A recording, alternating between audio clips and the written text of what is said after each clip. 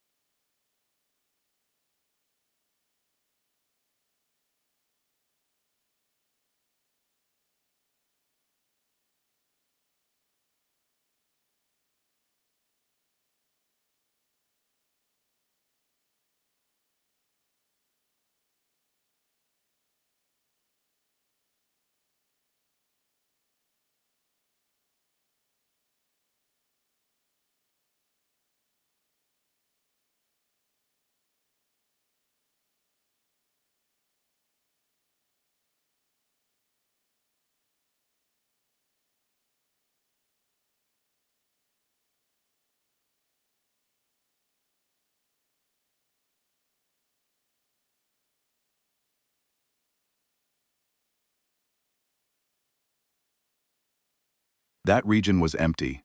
No Concord presence. No trade routes. No strategic value. Just dust and dying stars, and the kind of silence that made even deep space navigators uncomfortable.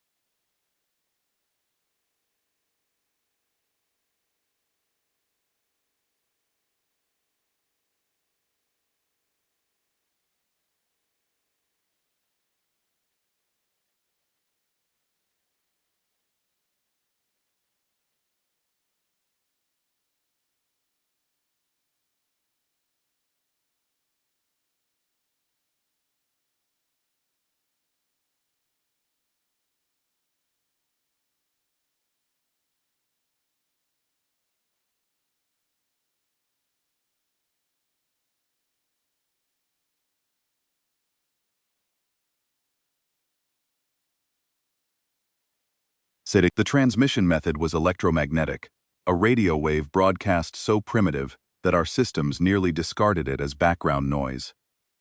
It took the translation matrix 3 full rotations to decode it, because the language was not in any active Concord database.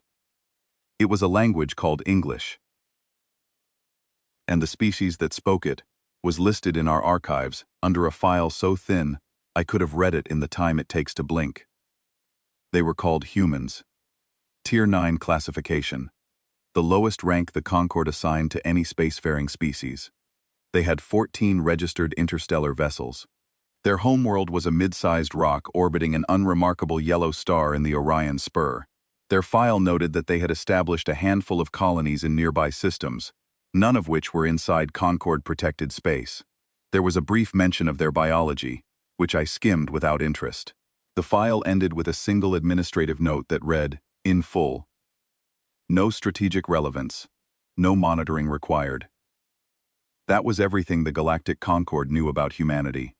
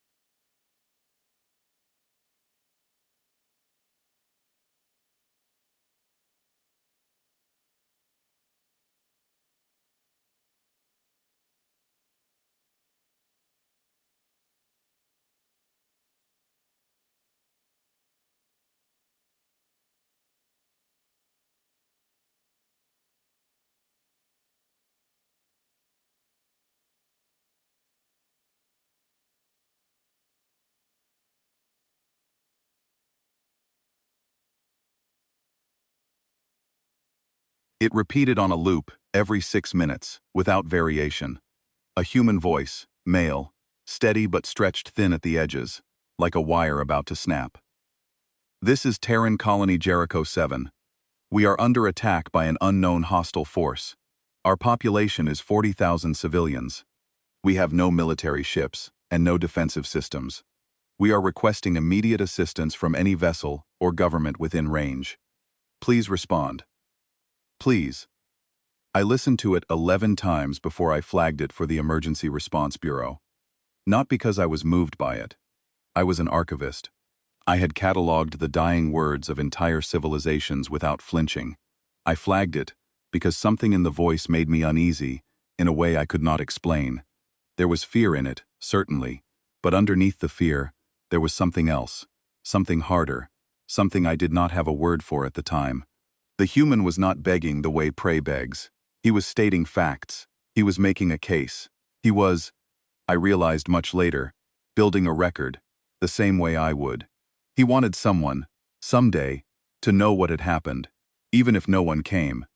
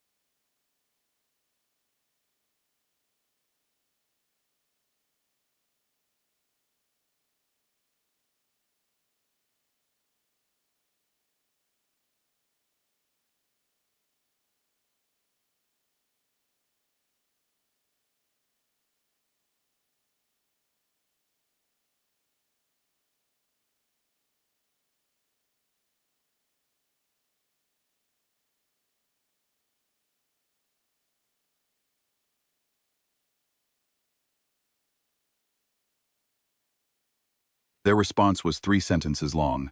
The Kythera expanse is outside Concord jurisdiction. The species in question is not a member, signatory, or ally of the Concord. No action is warranted at this time. I read the response twice. Then I filed it. Then I went back to my work. But I kept the signal running on a secondary channel at my station.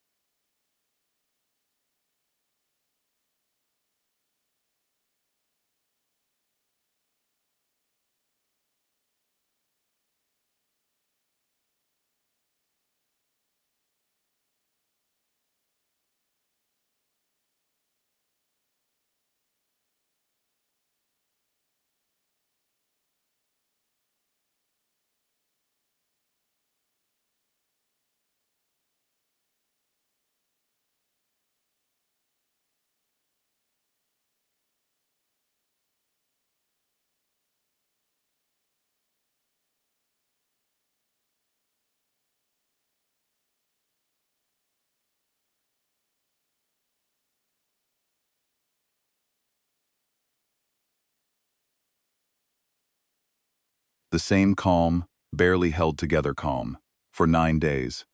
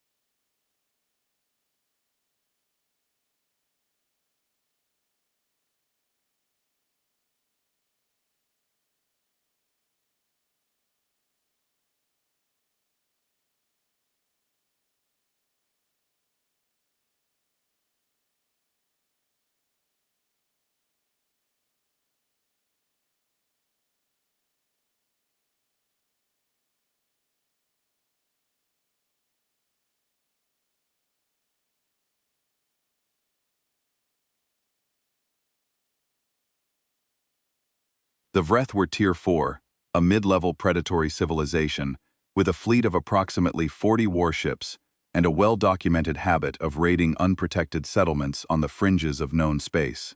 They took what they wanted: resources, technology, biological specimens. The Concord had a thick file on the Vreth, dozens of incidents, dozens of minor species raided, enslaved, or scattered. And in every single case, the Concord's response had been the same: outside jurisdiction, no action warranted, file closed.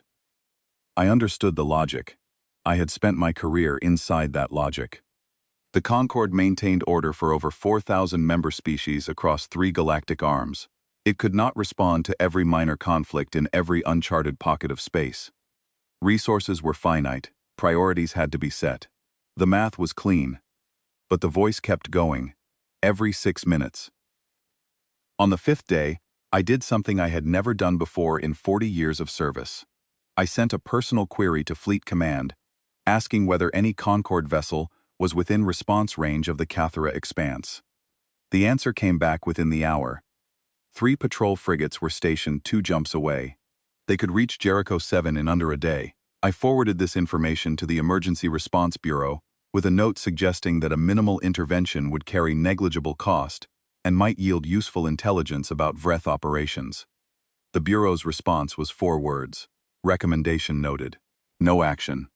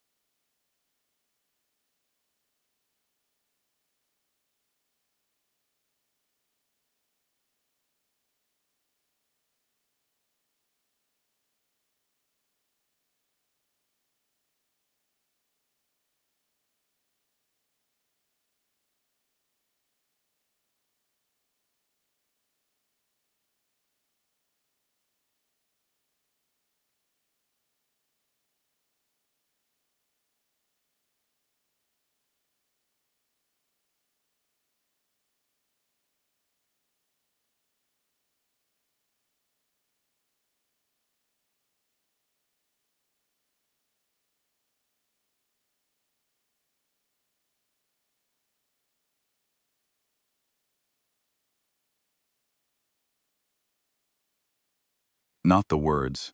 The words were the same, but the spaces between them were different. Longer, heavier. The human was tired.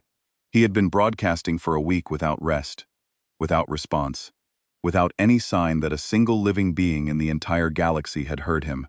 And he kept going, every 6 minutes. The same message, the same steady, fraying voice.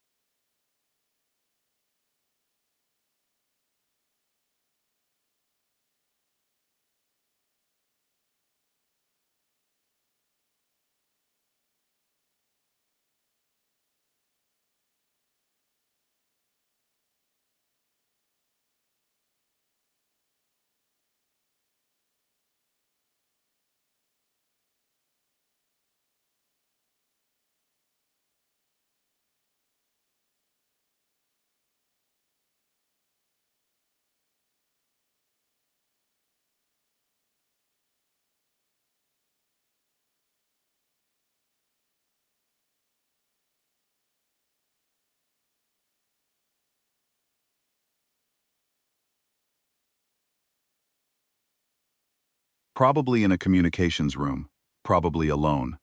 The colony was under siege, which meant the Vreth had likely established an orbital blockade. No ships in, no ships out. 40,000 people trapped on a rock with no weapons and no army, and this one man had decided that his job was to keep talking. To keep the signal alive. To keep that thread connected to the rest of the universe, even if the universe was not listening.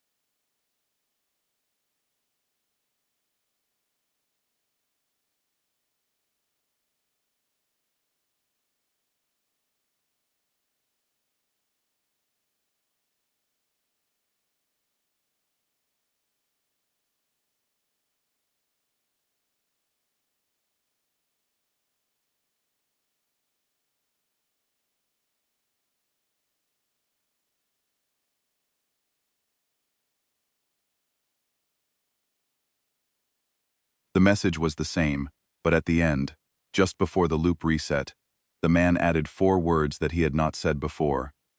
We are still here. That was the last transmission. 14 hours later, the signal stopped. The monitoring array at Station Kythe 4 logged the cessation at 0347 Standard Time and automatically generated a closure report. Signal lost. Source presumed inactive. I received the report in my morning queue, between a trade dispute summary and a botanical survey from the Rim territories. The Emergency Response Bureau updated their file on the incident. Final status, resolved. No action taken. I updated my own file differently. I marked it with a single word, a designation I had never used before in any record. Unanswered.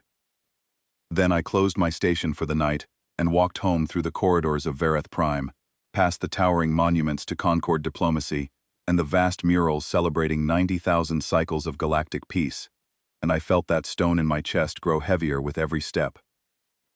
I was wrong about one thing. I wrote that the signal went unanswered. That was not true. It was answered. Just not by us. Not by any species in the Concord's 4,000-strong membership. Not by any fleet or government or interstellar power. It was answered by them.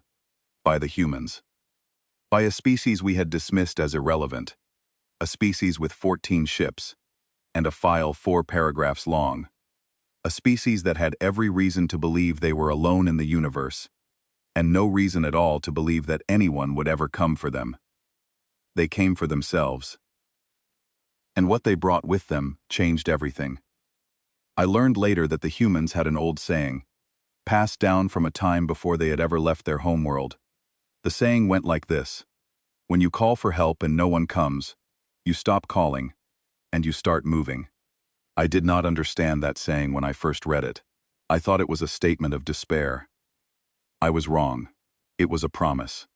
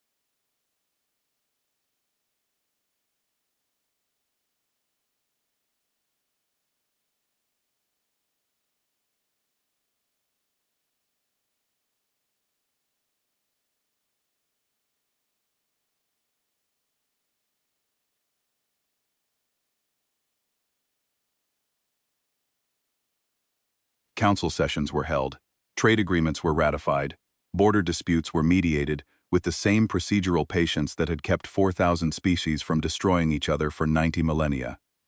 The silence from the Kythera expanse was noted in exactly one report, filed by exactly one archivist.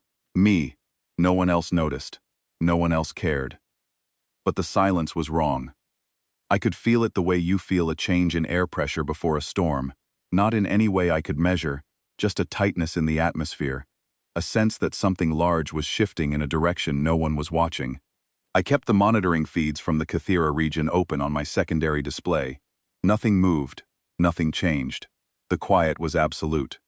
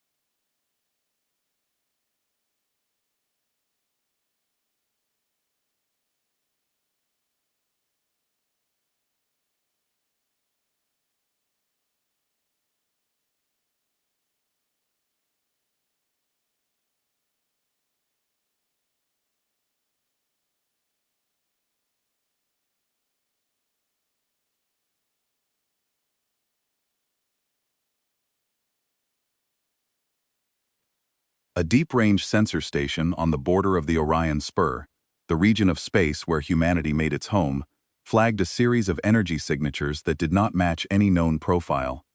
The readings were enormous. Coordinated subspace disruptions across multiple star systems, massive thermal output from orbital facilities that, according to our records, should have been producing nothing more than basic maintenance signals. The sensor station's automated analysis classified the readings as consistent with large-scale military mobilization by a Tier 3 or higher civilization. But there was no Tier 3 civilization in the Orion Spur. There was only humanity, a species with 14 ships.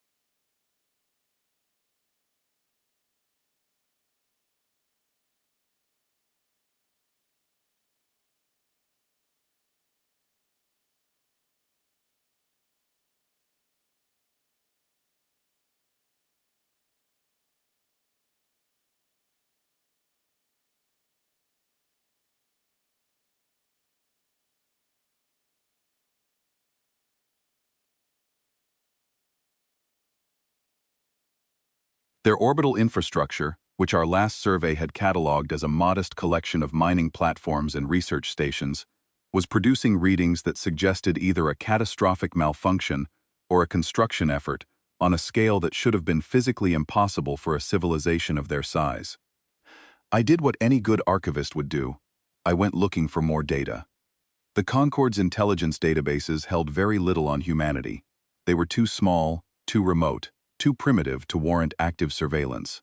But I found fragments, sensor logs from commercial ships that had passed through the Orion Spur in recent months, diplomatic communiques from a Tier 6 species called the Sithari, who maintained a small trade outpost near the human border, and, buried in a classified intelligence file I should not have had access to, a detailed biological and cultural profile compiled by a Concord research team that had conducted a covert study of humanity approximately 30 standard cycles ago.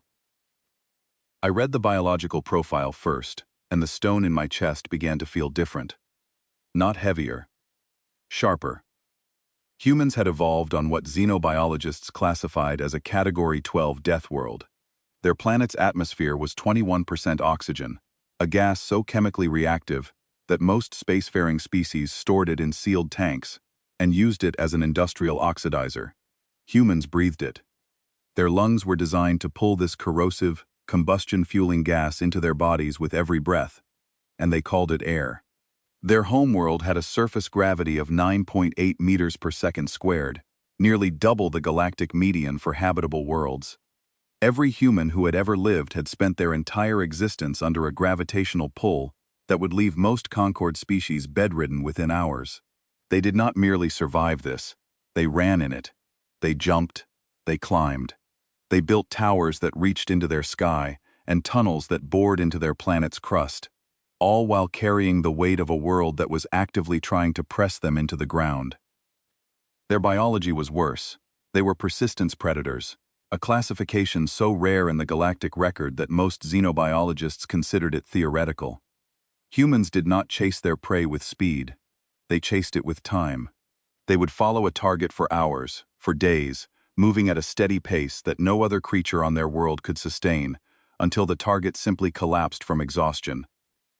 They sweated, a cooling mechanism so efficient that it allowed them to remain active in thermal conditions that would shut down the metabolism of nearly any other carbon-based life form. Their cardiovascular systems were built for endurance, on a level that bordered on mechanical. When threatened, their bodies produced a chemical compound called adrenaline. This substance suppressed pain reception, increased muscular output, heightened sensory awareness, and accelerated reaction time. They could take injuries that would incapacitate most species and continue fighting as if nothing had happened.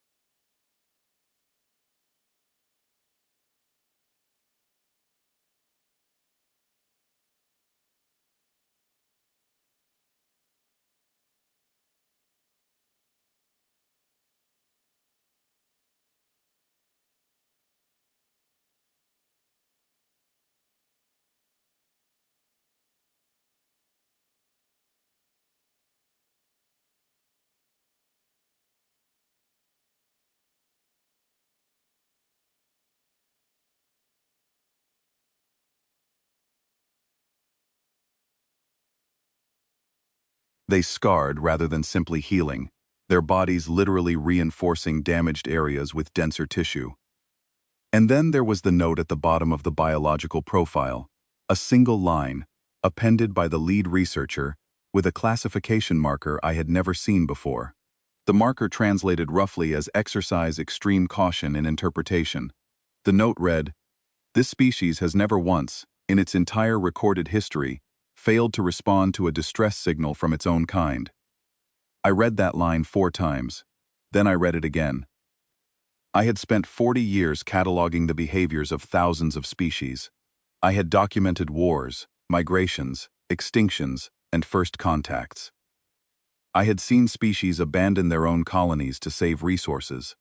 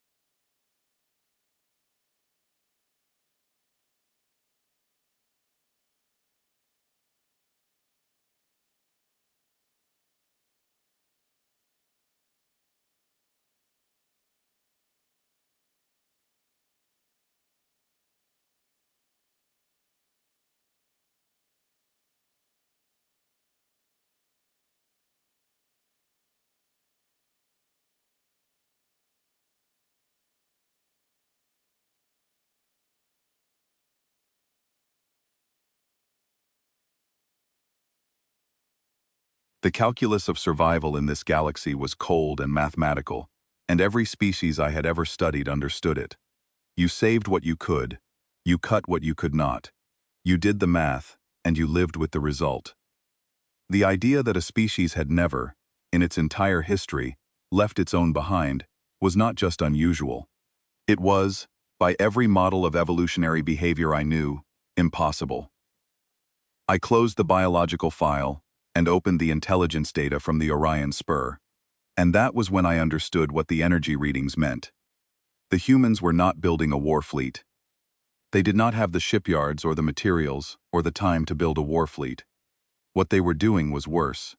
They were converting everything they had into weapons of rescue. The sensor logs told the story in fragments, but the fragments were enough. Cargo haulers, massive slow-moving ships designed to transport mining ore between planets, had been stripped of their cargo bays and fitted with improvised armor plating. The armor was crude, sheets of industrial metal welded to the hulls in uneven layers, but it was thick and it was everywhere. Research vessels, delicate things built for deep space surveys and stellar observation, had been retrofitted with weapons. Not military weapons. Mining lasers, recalibrated and overcharged to function as directed energy cannons. Plasma cutters designed to slice through asteroid rock, mounted on external hardpoints and aimed forward. Colony transports, the big slow ships that carried families and supplies to new settlements, had been gutted and rebuilt as troop carriers. Their passenger compartments had been reinforced and pressurized for combat drops. Their cargo holds had been converted into field hospitals. Every ship in humanity's modest fleet, every orbital station, every dock, every platform, everything that could fly and carry a body, was being transformed.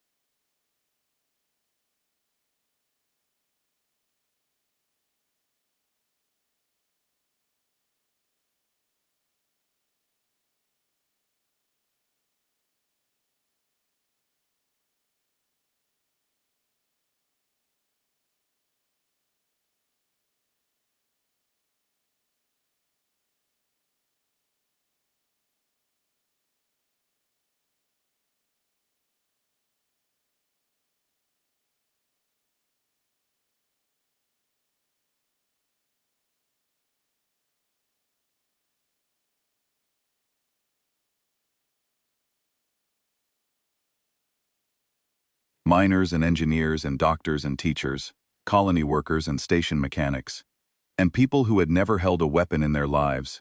They were emptying their worlds. Earth, Mars, Europa, Titan, every settlement, every outpost, every habitat, all of them pouring their people and their resources into a fleet that had no business existing. 312 ships. That was the final count. 312 vessels of every shape, size, and condition, held together by welds that were still cooling, and crewed by people who had volunteered to fly into a war zone to save 40,000 strangers they had never met. I brought my findings to Fleet Admiral Torek Voss, a decorated officer who had commanded Concord battle groups in 6 interspecies conflicts across 4 decades of service. He was old, even by Concord standards, and he had seen more combat than most species experienced in their entire histories. I expected him to analyze the data, to assess the tactical situation with the cold precision that had made him a legend. Instead, I watched fear move across his face like a shadow. He studied the sensor data in silence for a long time. He expanded the fleet composition readout, examined the energy signatures, cross-referenced the mobilization timeline. Then he set the display down and looked at me, and his eyes held something I had never seen in them before. He said, "Kelvarin."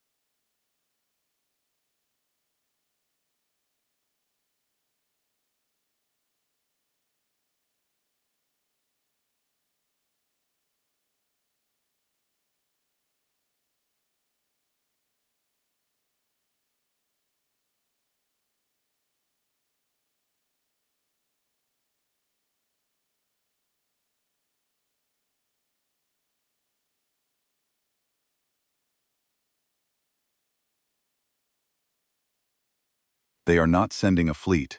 They are sending their civilization. Every ship, every person, everything they have. A species does not do this because of strategy. A species does not do this because of politics. A species does this because something in them, something at the core of what they are, will not allow them to do anything else. He paused. Then he said something that I carry with me to this day. I have fought wars against species that wanted to conquer the galaxy. I have fought wars against species that wanted to destroy it, and I was never afraid. But this, Kelvarin, this frightens me. Because I do not know how to fight something that is not trying to win. I do not know how to fight something that is trying to save.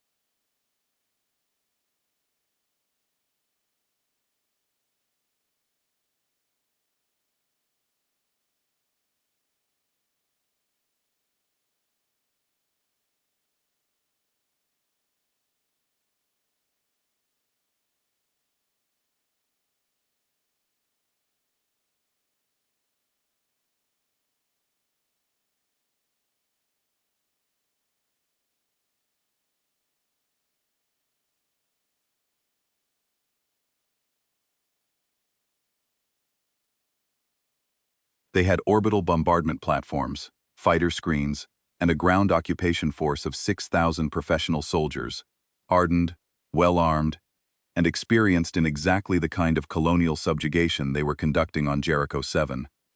They had no idea what was coming. None of us did. The human fleet dropped out of faster-than-light travel at the edge of the Kythera expanse at 0614 Standard Time, and I watched it happen in real time from my archive station on Verath Prime, 14,000 light-years away, through a long-range sensor feed that 3 different intelligence agencies would later deny I had access to. I will describe what I saw, because the official record does not do it justice. The official record uses words like improvised and irregular and unconventional. Those words are too clean.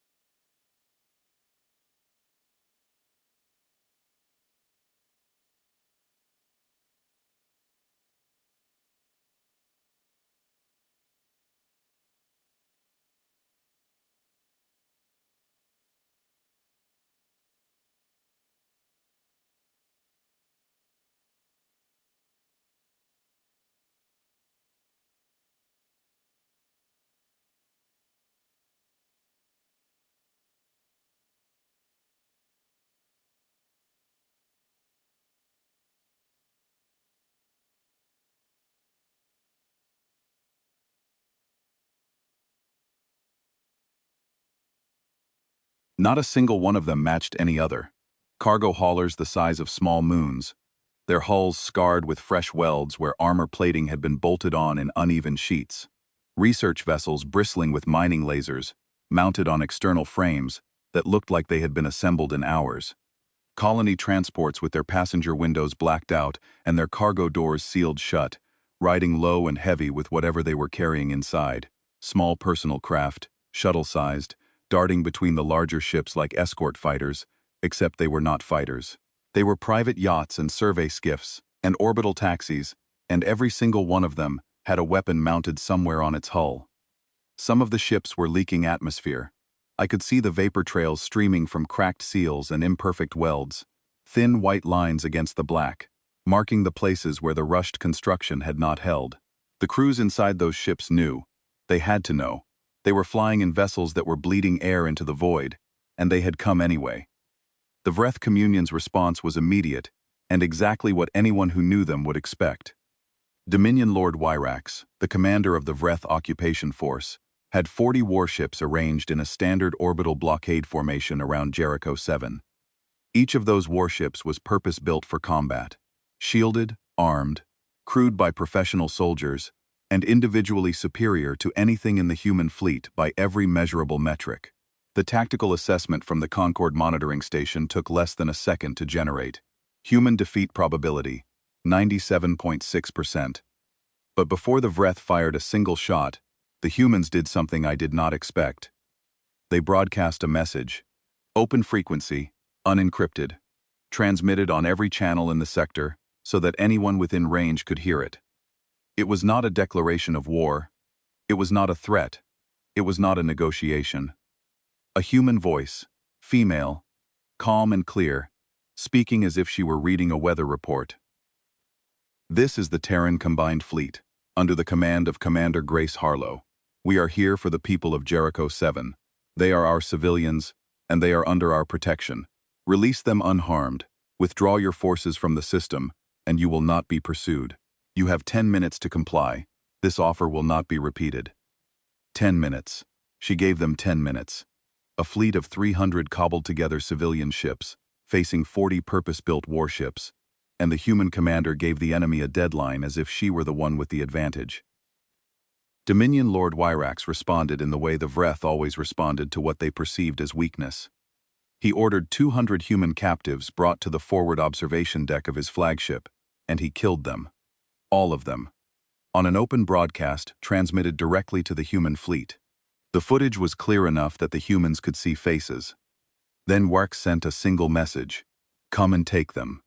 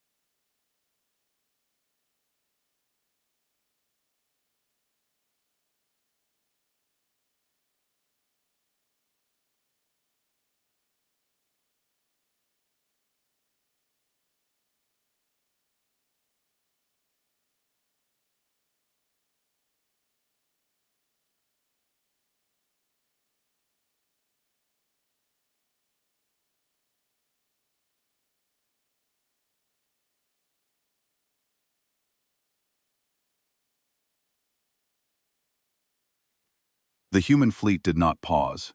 It did not slow down. It did not break formation, or change course, or send a reply. In the sensor data, there was no communication traffic between the human ships at all. No orders transmitted, no tactical updates, no coordination signals.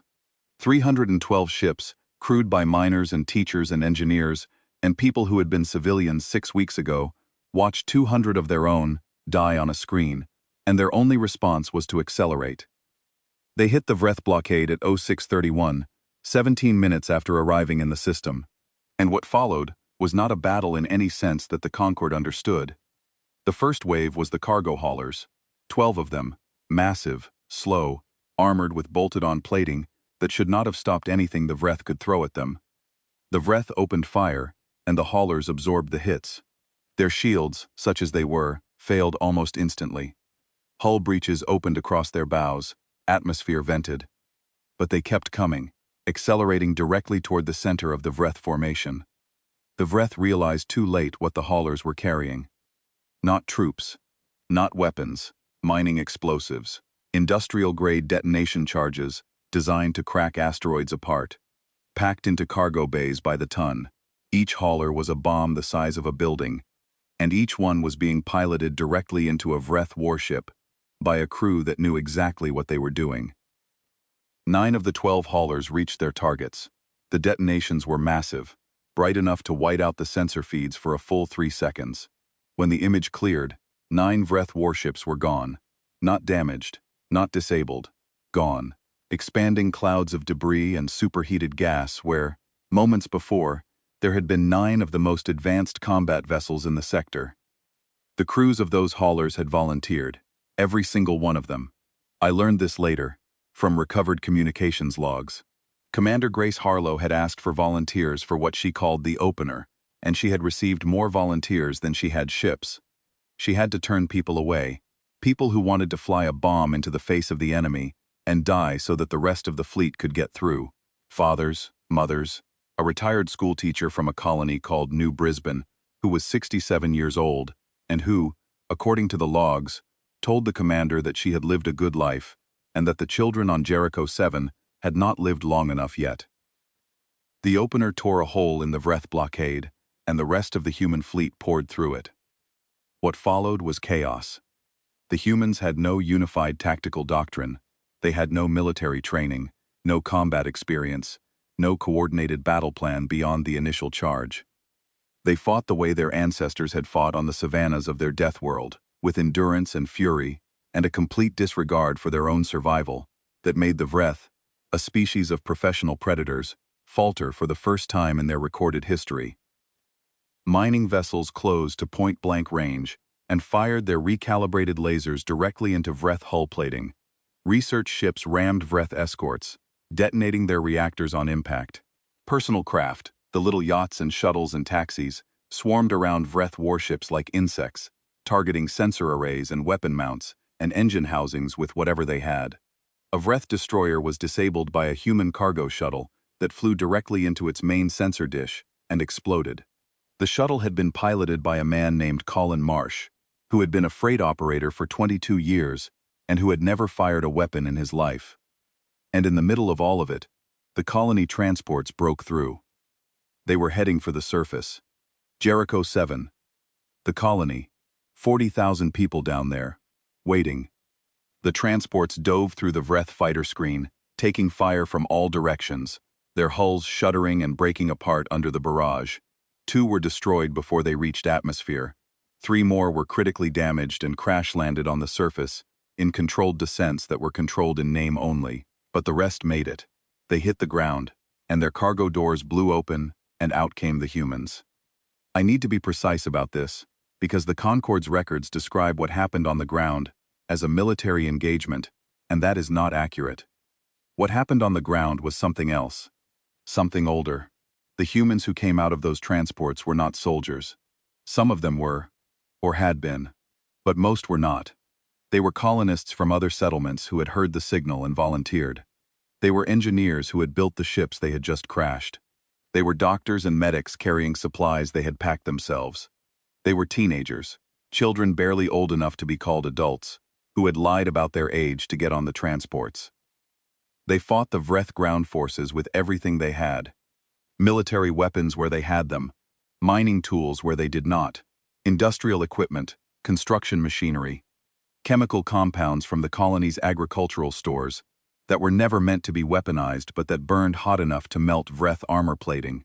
They fought in the corridors of the colony's habitat blocks and in the tunnels beneath the surface, and in the open ground between the landing zones and the civilian shelters. The Vreth outnumbered them. The Vreth outgunned them. The Vreth were professional soldiers who had conducted dozens of ground operations against dozens of species, but the Vreth had never fought humans before.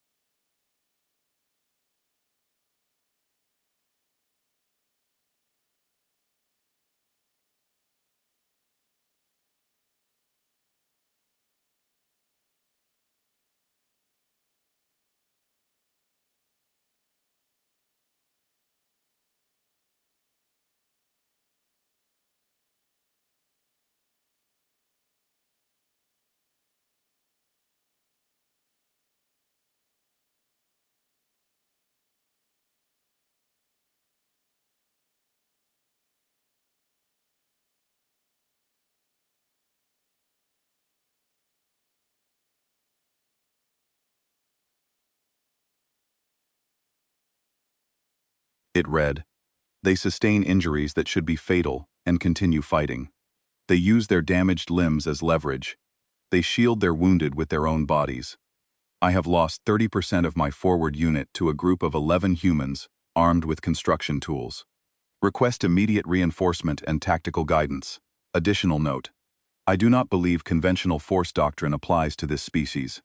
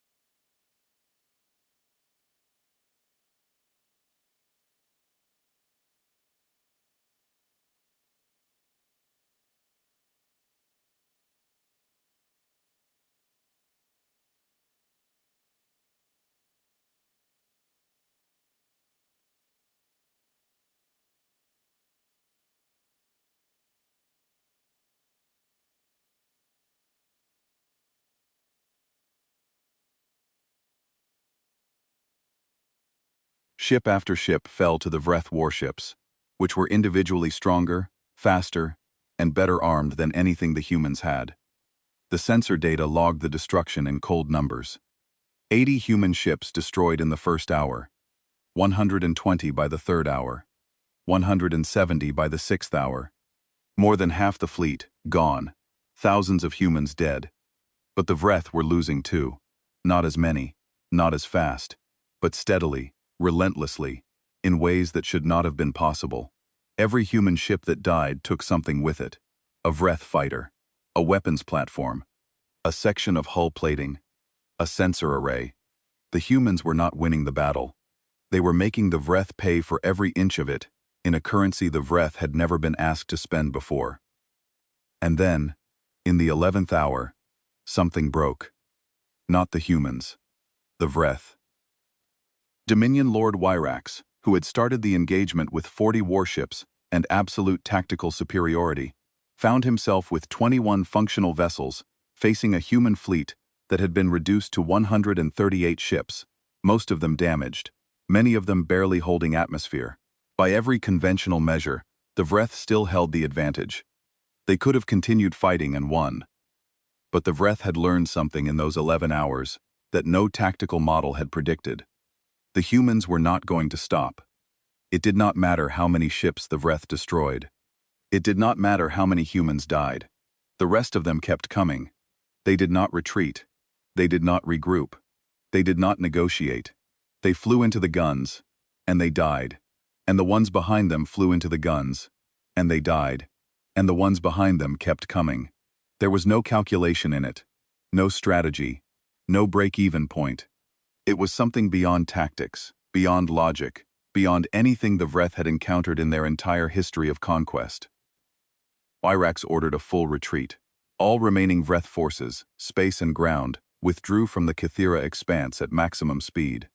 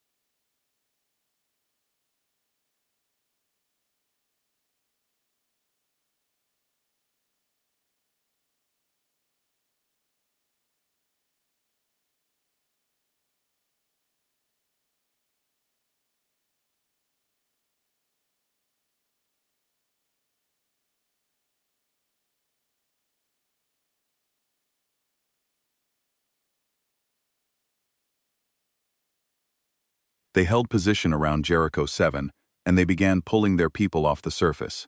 The colonists, the wounded, the dead, every single one. The final count was this: of 312 human ships, 174 were destroyed. Thousands of humans were dead. The colony was in ruins. The survivors were battered, bleeding, exhausted beyond anything I could comprehend. And every single one of the 40,000 colonists of Jericho 7 was recovered. Every one. The humans had accounted for every name on every list, and they did not leave until every person was aboard a ship. The living went to the medical transports. The dead went to the cargo holds, because the humans refused to leave their dead behind either.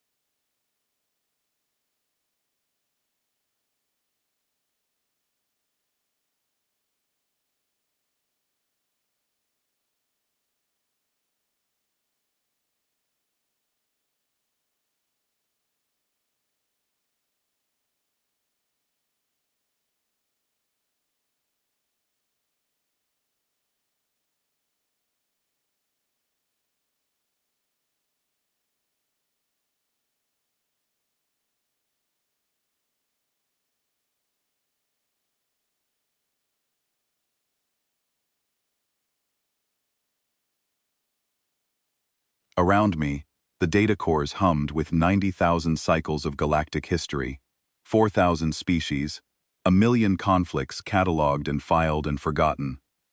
Nothing in any of them looked like this. I opened a new file in the archive and typed a single entry: reclassification of species, humanity. Previous designation Tier 9, recommended designation pending review, addendum, do not engage. Then I closed the file and I sat in the dark and I listened to the hum of the archive and I tried to understand what I had just seen. I am still trying. The galaxy did not fear humanity because of the battle. I want to be clear about that. Primitive species fight. Desperate species fight hard. The Concord had seen it before. Small civilizations throwing themselves against larger ones in acts of cornered fury. It was tragic, it was brave, and it was ultimately meaningless. The larger species always won. The galaxy moved on. That was the way of things. The galaxy feared humanity because of what happened after the fighting stopped. In the hours following the Vreth retreat, the Concord expected the human fleet to collect its dead, tend its wounded, and limp home to lick its wounds. They had lost more than half their ships. They were bleeding and broken, and far from home. Any rational species would have withdrawn immediately, grateful to have survived.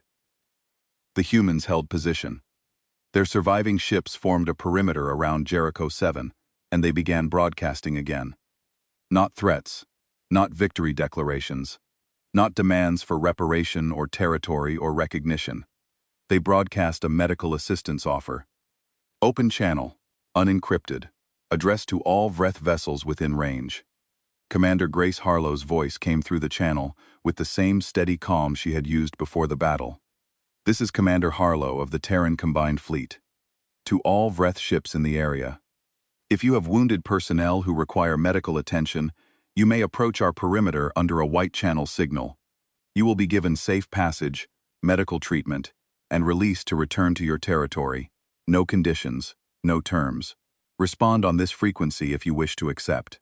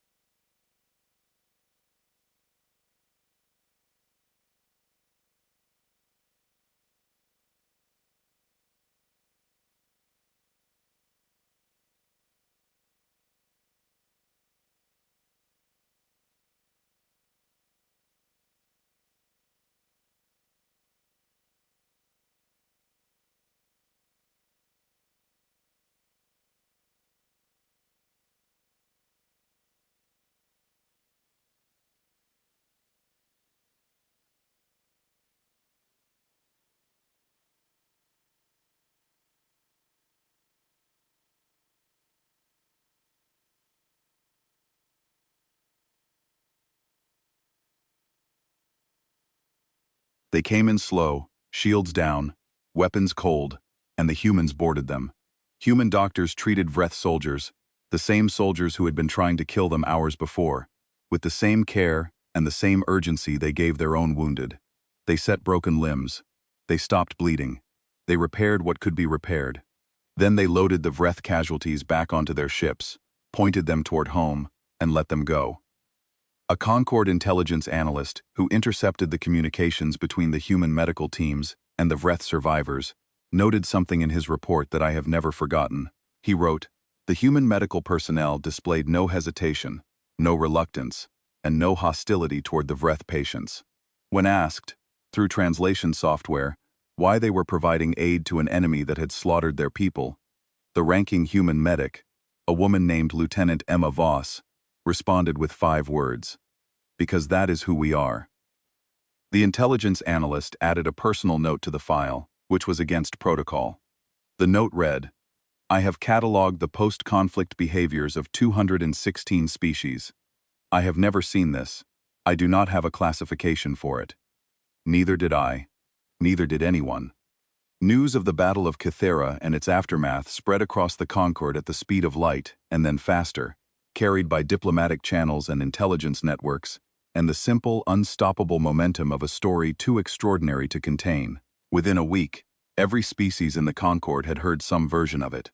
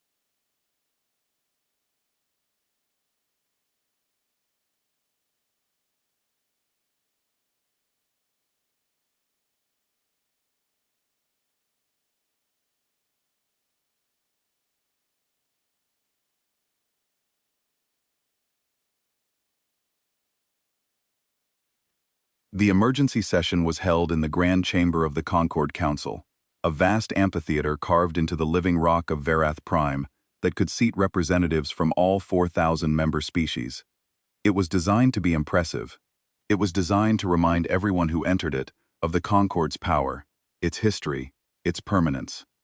I had been in that chamber hundreds of times, and I had always felt small inside it. This time, I felt something different. 4,000 species debated humanity. The Hawks, led by a coalition of Tier 2 and Tier 3 military powers, argued that humanity should be classified as a galactic threat and neutralized while they were still weak. Their logic was straightforward. A species that would sacrifice half its fleet to save a single colony. A species that could mobilize its entire civilization in 6 weeks.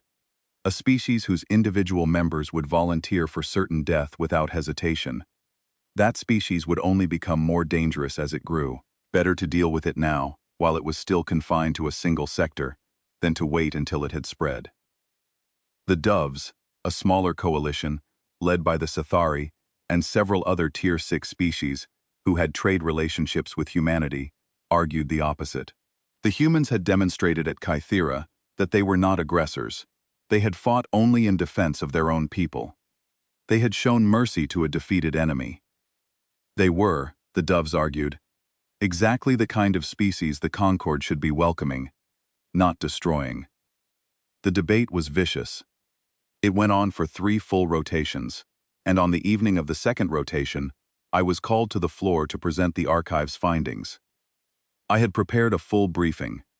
Tactical analysis, biological data, cultural profiles, sensor logs. Hours of material. But when I stood at the central podium, looking up at 4,000 species waiting for my words, I set my prepared remarks aside and said one thing. In the Battle of Cathera, 16 human ships were crewed entirely by volunteers who had no family on the colony, no relatives, no friends, no personal connection of any kind.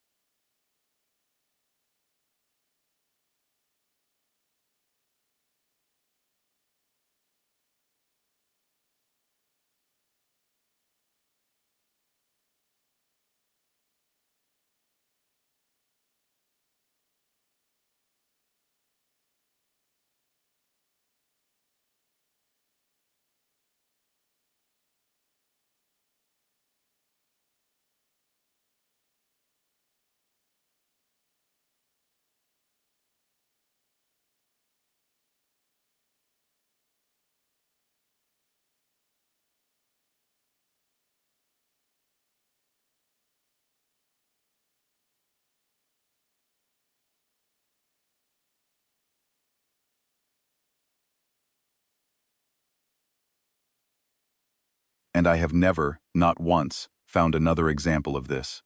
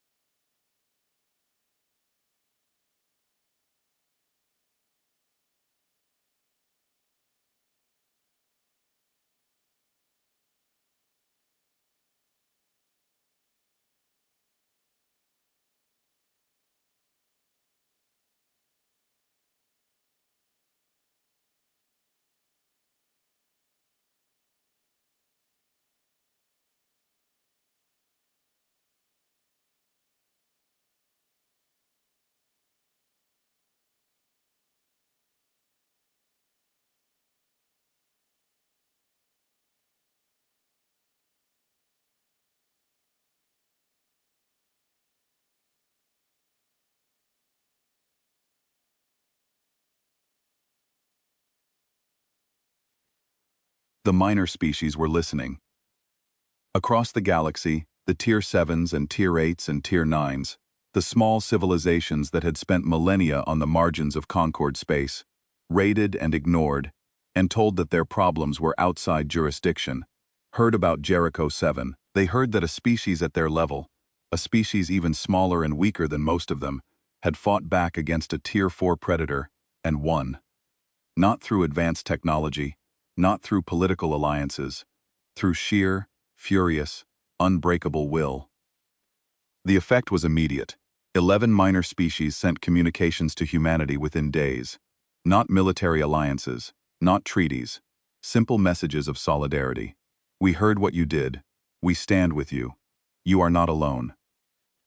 The Concord's grip on galactic order, built on 90,000 cycles of careful management, and the quiet assumption that minor species were helpless without the protection of their betters, began to show cracks that had not been there before.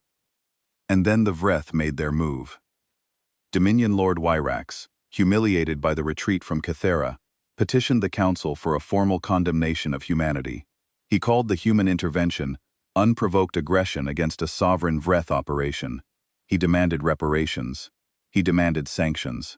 He demanded that the Concord authorize a punitive expedition to disarm the human fleet and ensure they could never threaten Vreth interests again.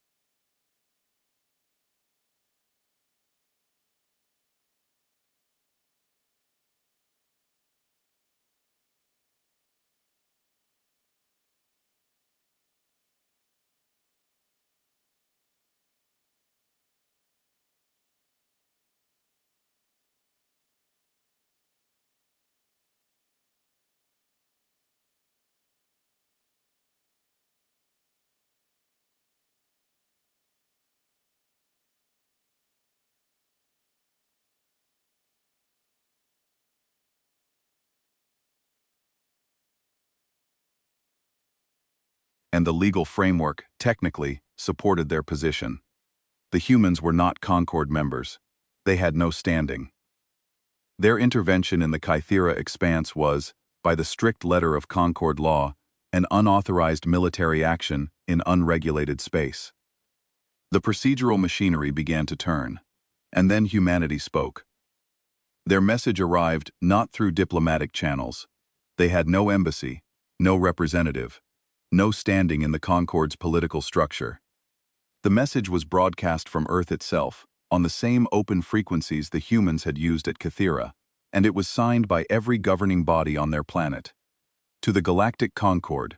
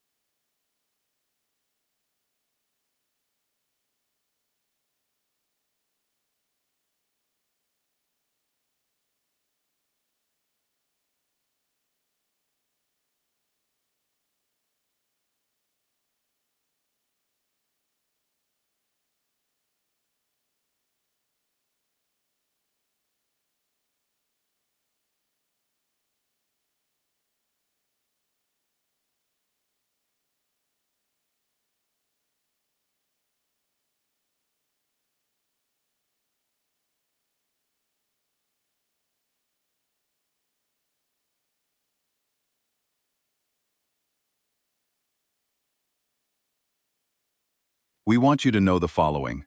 We are not a military people. We are builders, farmers, teachers, artists, and explorers. We did not seek the conflict at Kythera, and we take no pride in the lives that were lost on both sides. But we will not apologize for answering a call for help that no one else answered. Every ship we sent to Kythera has come home. Every one of those ships is being repaired. Every weapon is being reloaded. Every volunteer who survived has trained 10 more. We did not come to Kythera for territory, or resources, or power. We came because our people were dying, and no one else would help. If you choose to come for us, we will not send a fleet. We will come ourselves, all 8 billion of us. We have a saying on our world: do not mistake kindness for weakness. We trust the Concord will make a wise decision. Respectfully, the people of Earth.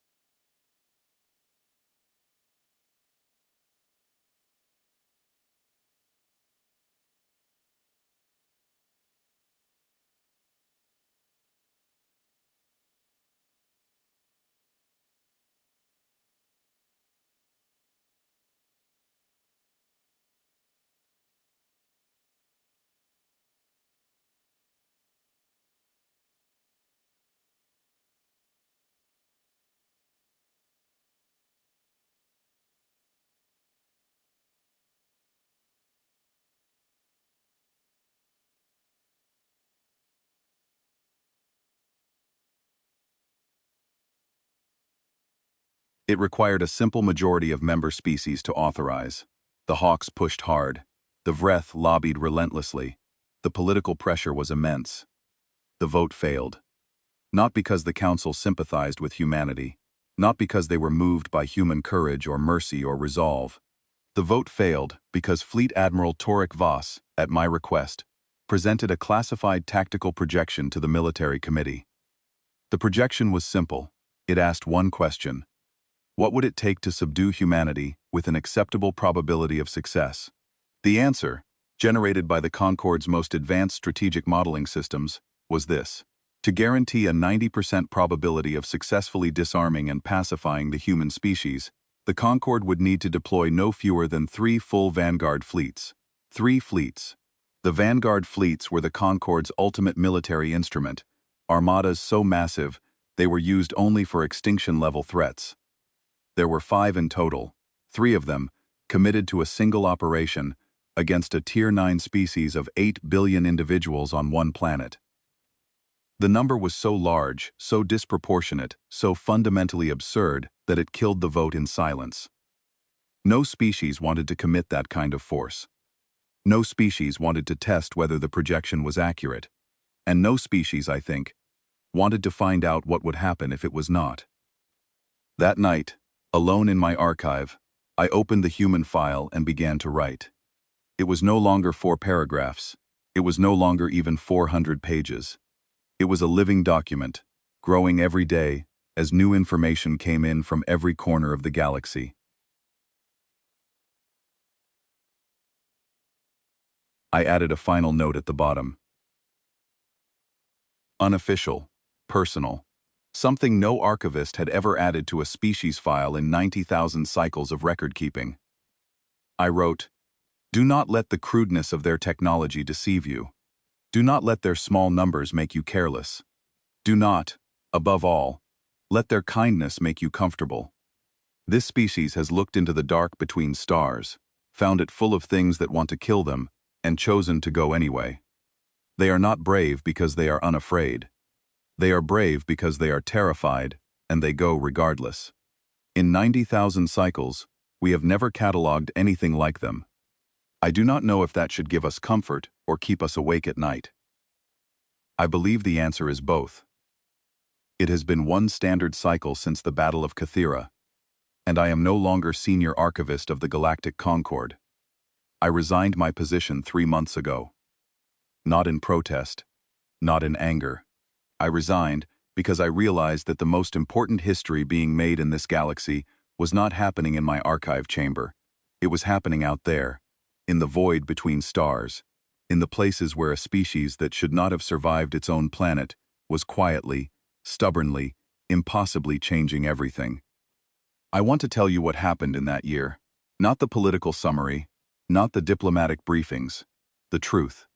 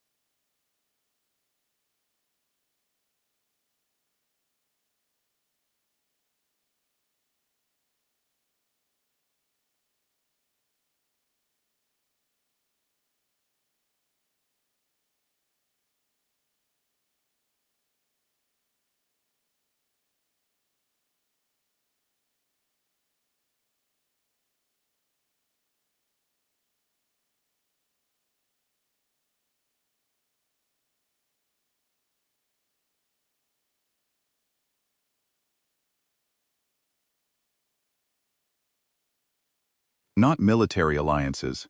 The humans were very specific about that. They called them neighborhood compacts, a term that confused the Concorde's diplomatic corps for weeks, until someone figured out that it was a reference to human social structures at the community level.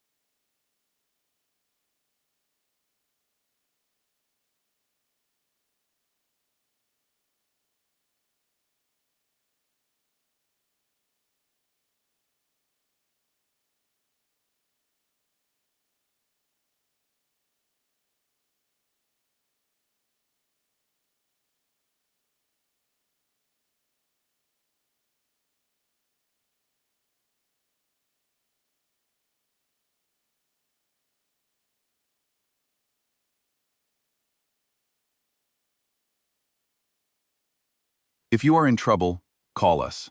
We will come. If we are in trouble, we hope you will come too. But we will not make you. That is not how neighbors work. The Concord did not know what to do with this. It was not rebellion. It was not a rival power block. It was not a challenge to Concord authority. It was something the Concord had no protocol for, no framework for, no historical precedent for. It was community. And the Concord was not built for community.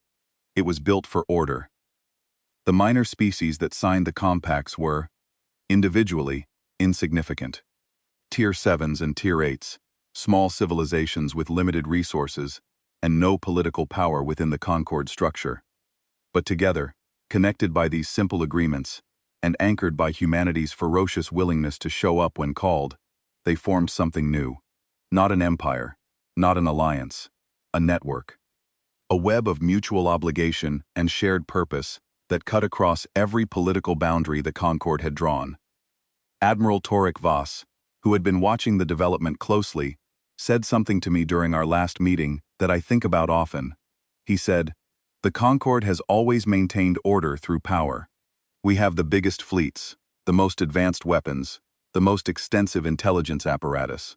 We control the galaxy because we can enforce our will. But the humans are not trying to control anything. They are not competing with us for power. They are offering something we never thought to offer. They are offering to care, and I do not know how to fight that." The second thing that changed was the Vreth. The Vreth communion, shattered by its defeat at Cathera and humiliated by its failed petition to the Council, retreated to its home territory and went silent. For 3 months, no communications came out of Vreth space. The intelligence services assumed they were regrouping, rebuilding, planning some form of retaliation. They were wrong. The 17 Vreth ships that had been treated by human medics after the battle returned home carrying more than their wounded. They carried a story about an enemy that had fought with a savagery the Vreth had never encountered, and then, in the moment of victory, had knelt beside the defeated and healed them. The Vreth were a predatory culture. They understood strength. They understood dominance. They understood the logic of the strong consuming the weak. They did not understand mercy. It broke something in them.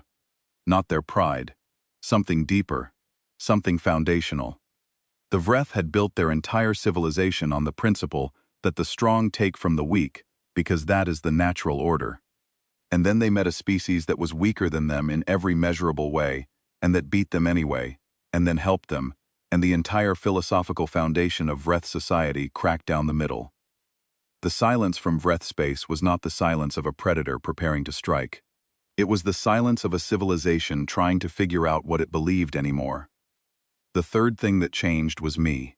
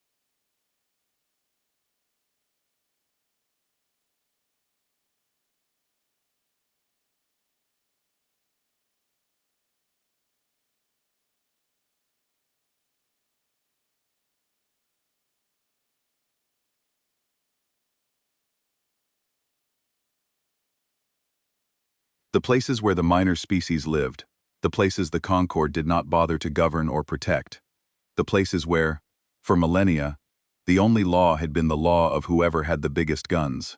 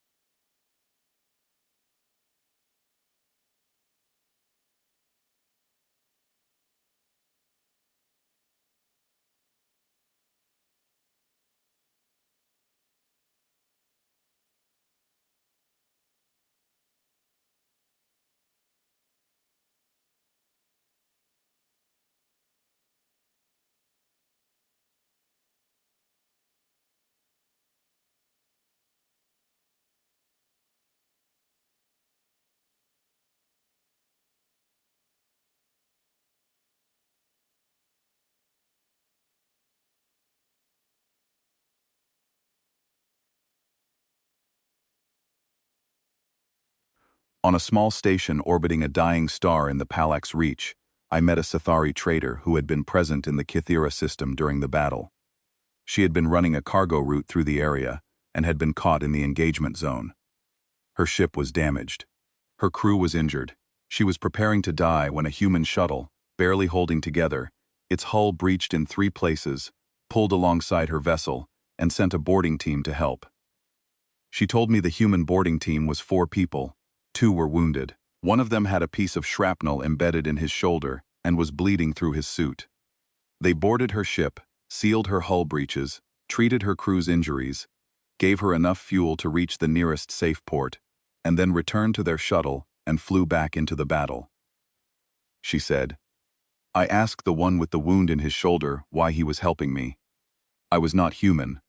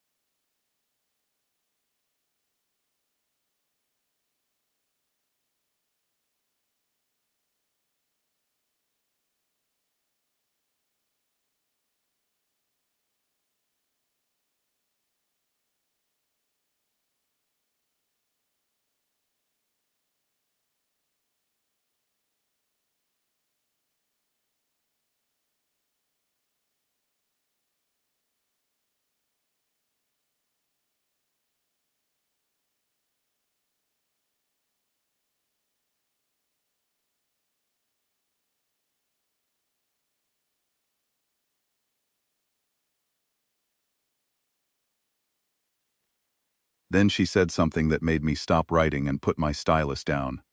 She said, "I have lived for 200 cycles, Archivist. I have traded with 40 species across 3 galactic arms. And in all that time, no one has ever helped me without wanting something in return. Not once, not until them. The 4th thing that changed was the Concord itself, though it would take time for the full effect to become visible. Humanity was granted provisional observer status at the Council, the fastest elevation in the Concord's history. Their first ambassador was Commander Grace Harlow, the same woman who had led the fleet at Kythera. I attended her first address to the Council. I was no longer an archivist. I had no official standing. I sat in the public gallery with the minor species delegates and the trade observers and the journalists, and I watched.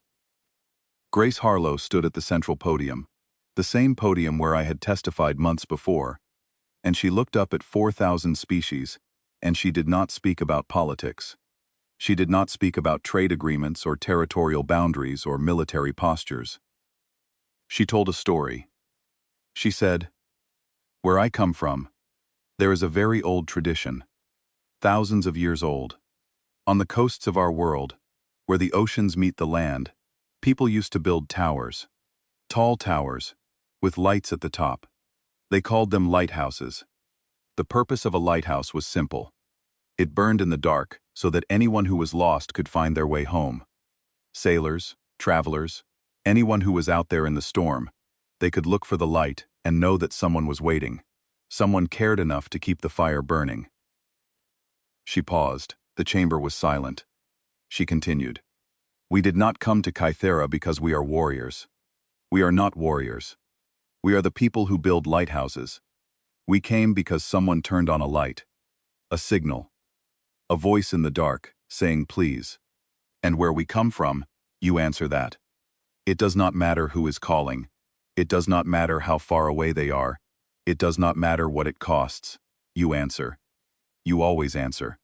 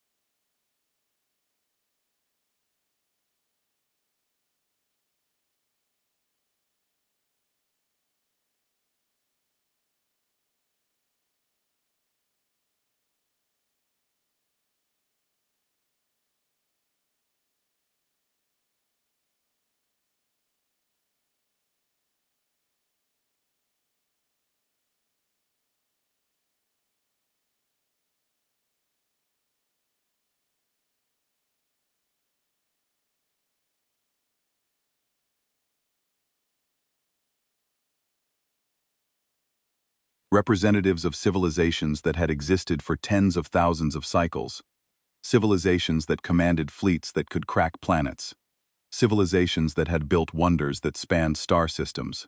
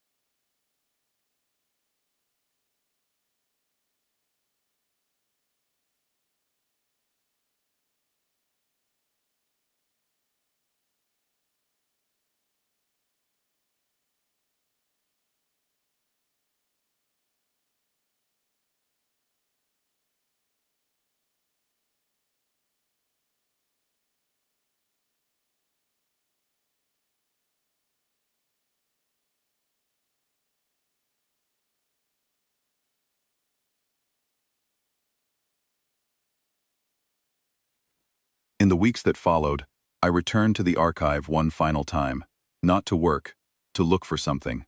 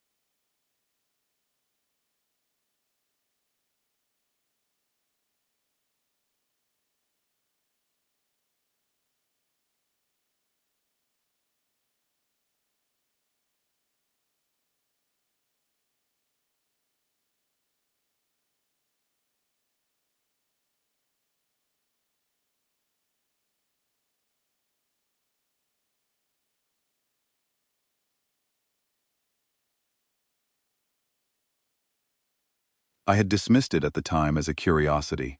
Now, I needed to find it again. It took me 3 days of searching. The record was stored in a data core so old that the retrieval system had to be manually recalibrated to read it. But I found it. A file, unmarked, except for a symbol I did not recognize, written by the very first archivist of the Galactic Concord, a person whose name had been lost to time but whose words, I now realized, had been waiting to be found. The file was a theoretical projection, not a record of something that had happened, but a prediction of something that might.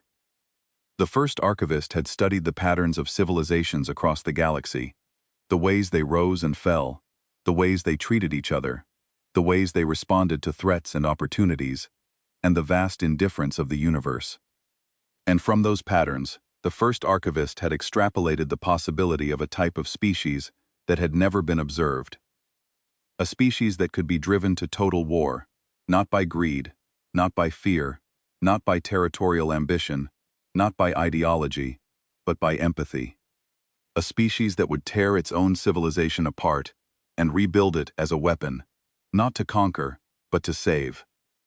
A species that would cross the void between stars, not because it was safe, but because someone on the other side needed help.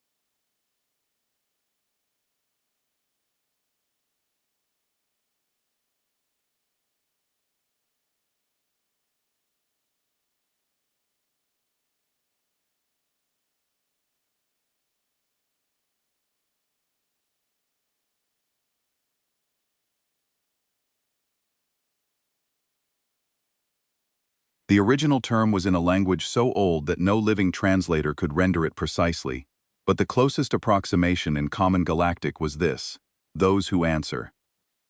I sat in the dim light of the ancient data core and read the words again and again. 90,000 cycles. That was how long the Concorde had existed. And in all that time, across all those species, across all those stars and wars and wonders and horrors, no species had ever matched the first archivist's projection. Until now. I copied the file, and I brought it to Grace Harlow.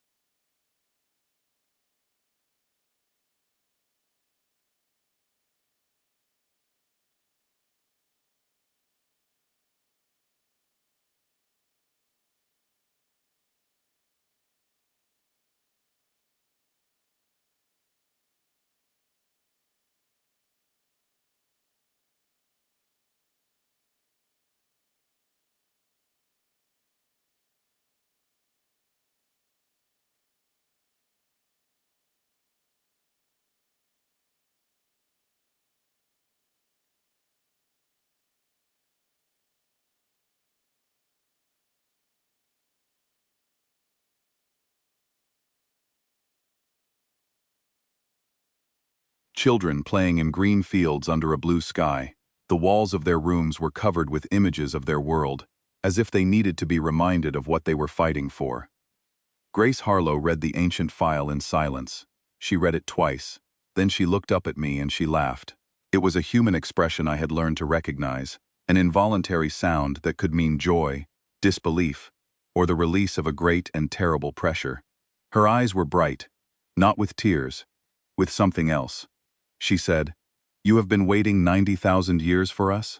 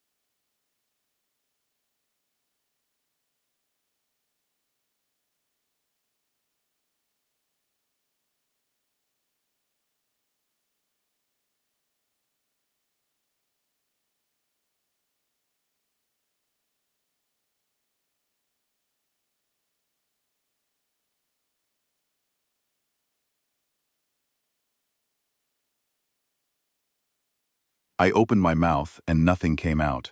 She answered for me. She said, "Then I am sorry we are late."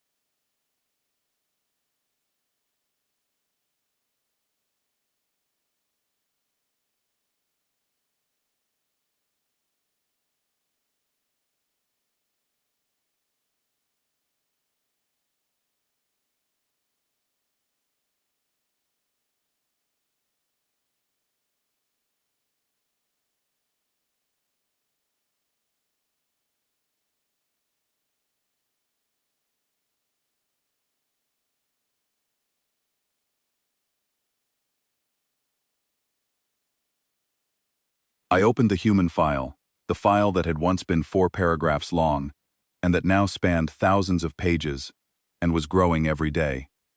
I added one final entry, not as an archivist. I was no longer an archivist. I added it as a witness, as someone who had been there, as someone who had seen.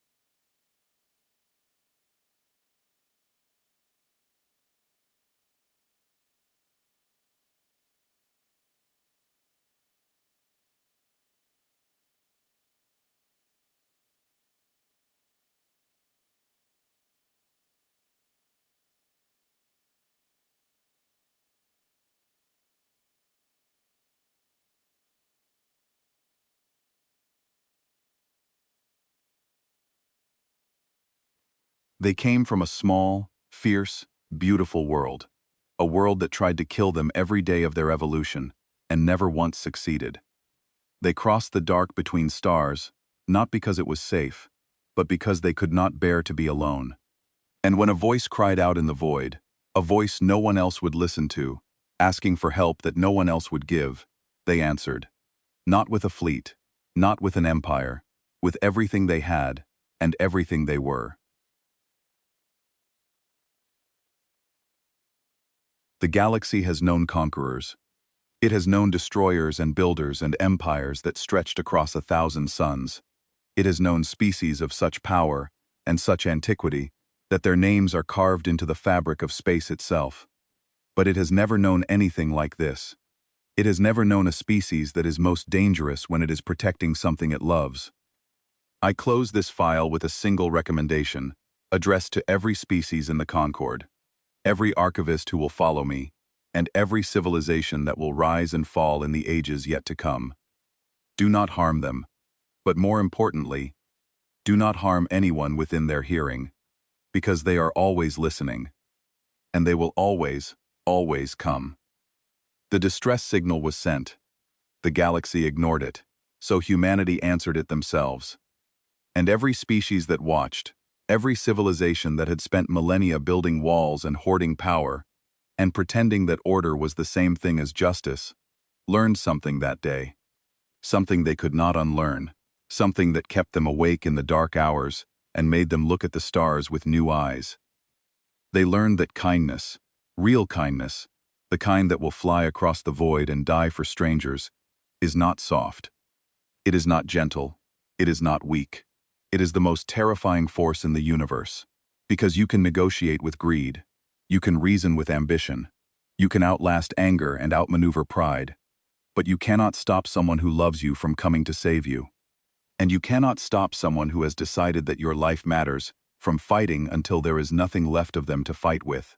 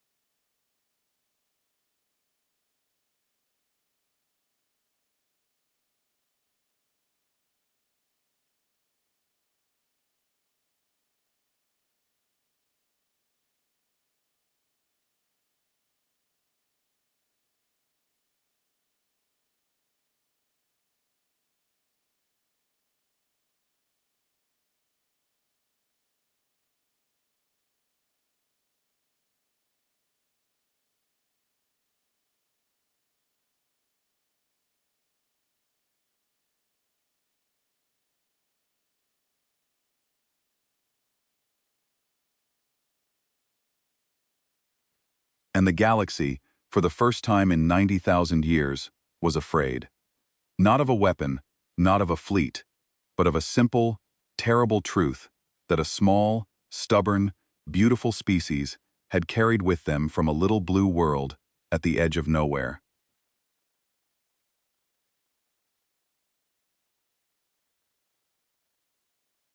No one is alone, not if they can hear us, not ever.